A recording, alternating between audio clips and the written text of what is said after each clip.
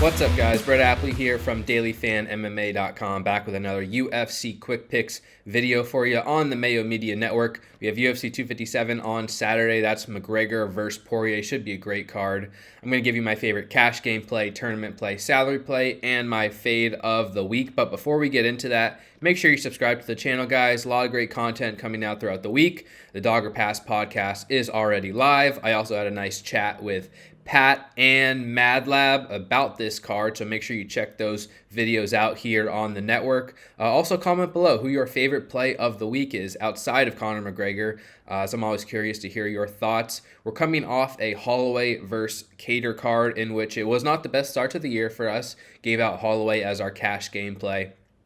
He obviously came through, he smashed, but I was underweight to him on tournaments, so he hurt me in that regard. Our tournament play was Ponzinibbio. He got knocked out. That obviously sucked. Our salary play, that fight was canceled, unfortunately, and the fate of the week, Emiev, he put up a decent score, I believe, in a decision win. So, again, not the best start. Hoping to give you some better plays here for UFC 257. Without further ado, let's get into our cash game play.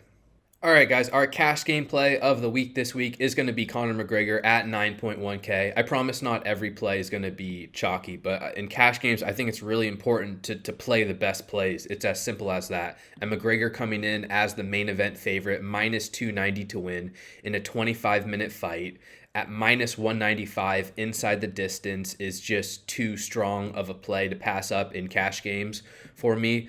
McGregor has strong potential to win this fight early inside the distance by knockout, and even if the fight goes 25 minutes, he's landing 5.43 significant strikes per minute. His one fight that went 25 full minutes, he landed 164 significant strikes.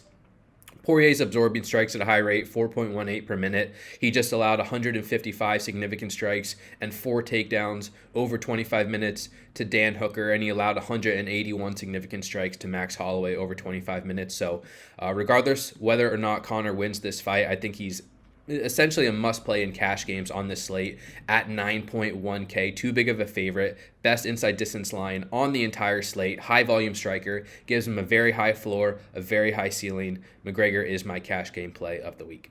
All right, moving on to our tournament play of the week. It's going to be Amanda Ribas at 9.2K. And truthfully, I want to give you Khalil Roundtree at 9.3K. I think he's a very obvious tournament play on this slate. Big line to win. Big inside distance line, obvious finishing narrative for Roundtree. So Roundtree is an excellent tournament option at 9.3K. I think he's also going to be extremely popular at that price tag. One of the most popular fighters on this entire slate besides Conor McGregor. So going to give you a little bit of a pivot here to Ribas at 9.2K, who definitely doesn't have as much of a shot to win inside the distance as Roundtree, but Ribas is minus 320 to win against Marina Rodriguez, plus 200 inside the distance, and a grappling-based fighter. So the key to this fight is going to be whether or not Ribas just chooses to use her wrestling heavy attack, her judo base, because if this fight plays out on the feet, I actually think Marina Rodriguez can win. Rodriguez is a very dangerous striker. Ribas is relatively untested on the feet, but Ribas is a black belt in jiu-jitsu, and Rodriguez has shown issues on the ground on more than one occasion. She's given up multiple 10-8 rounds on the mat, and so it might only take 1 or 2 takedowns from Ribas to dominate this fight.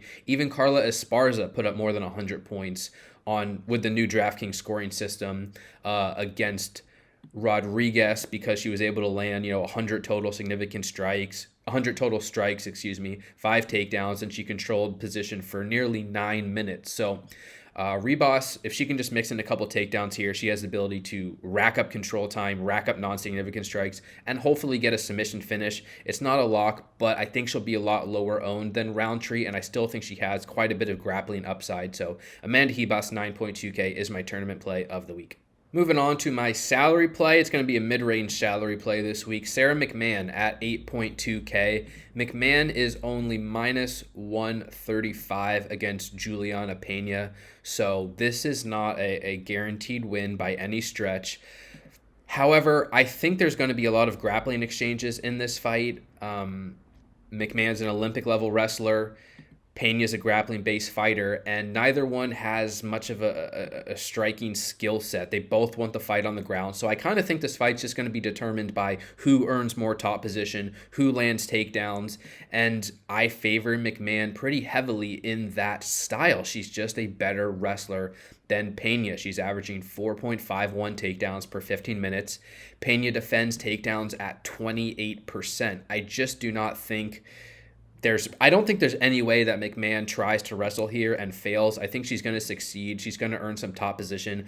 Pena's been taken down, 3 times by Montano, twice by Shevchenko, 3 times by Zingano, once by Jessica Ai, once by Dudieva. Every fighter takes her down. McMahon's coming in here for the takedown. McMahon's going to be successful. It's just a question of whether or not she can last the full 15 minutes, because McMahon has this issue in her game where she's been dominating fights, many fights, and then kind of imploded down the stretch. So that is why the line is competitive here, because McMahon might go out there, dominate the first round, and then just get submitted in round 2. But I like this fight. I like this fight in tournaments because it's going to be a mid-range based fight. Neither girl's going to be super heavily owned, and the winner has potential to dominate in a grappling performance, which will score well on DraftKings. So 8.2K.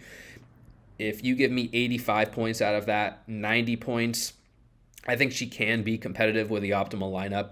So Sarah McMahon in a grappling heavy fight against a weaker defensive wrestler, she's going to be my salary play of the week at 8.2K. And finally, my fade of the week is going to be Brad Tavares at 8.7K. He is fighting Antonio Carlos Jr. here. Tavares is minus 125 to win, and I just don't think he has enough upside to target at 8.7K. Tavares, it's a striker versus grappler matchup in a lot of ways. Carlos Jr. is a wrestler, high-class submission grappler. Tavares is very well-rounded and has never been submitted in his career, but he's a striking-based fighter, so he's going to want to keep the fight standing. If he does, I think he can have success. I think he can win this fight. But even at 8.7K, there's not enough finishing potential for him for me to target at that number. He's plus 365 to win inside the distance. If you look at his scores on DraftKings and victories, 81 points in a knockout, 73, 57, 54 in decision wins. That's not enough for 8.7K. So I am going to be higher on Carlos Jr. in this matchup, especially from a DraftKings perspective, at 7.5K. He's a true salary play, plus 105 to win at 7.5K.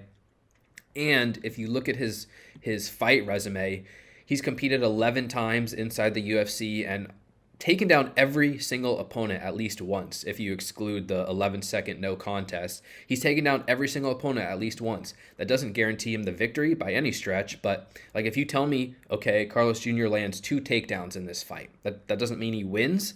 But at 7.5K, if you're guaranteeing me 1 or 2 takedowns, that could be enough. That could be enough to win a couple rounds, to rack up some control, to rack up non-significant strikes. Again, only plus 105 to win. He has a much better inside distance line, plus 275. So I think he's the clear DraftKings target in this matchup. Tavares is going to be my fade of the week at 8.7K. That makes Carlos Jr. a strong value play at 7.5K. All right, guys, that's going to do it for this week's edition of the UFC Quick Picks. Make sure you subscribe to the channel on the Mayo Media Network, like the video, hit the notifications bell. Again, comment below who your favorite play is outside of Conor McGregor on this slate. DailyFanMMA.com for everything you need in relation to DraftKings. We got full breakdowns, rankings, podcast, projections, betting content, premium chat. So make sure you check that out if you're looking for more information, dailyfanmma.com. Thank you for the support, guys. Thank you for watching this video. Really appreciate it. Best of luck in your contests this week. Take care. Stay safe. We'll talk to you soon. Peace.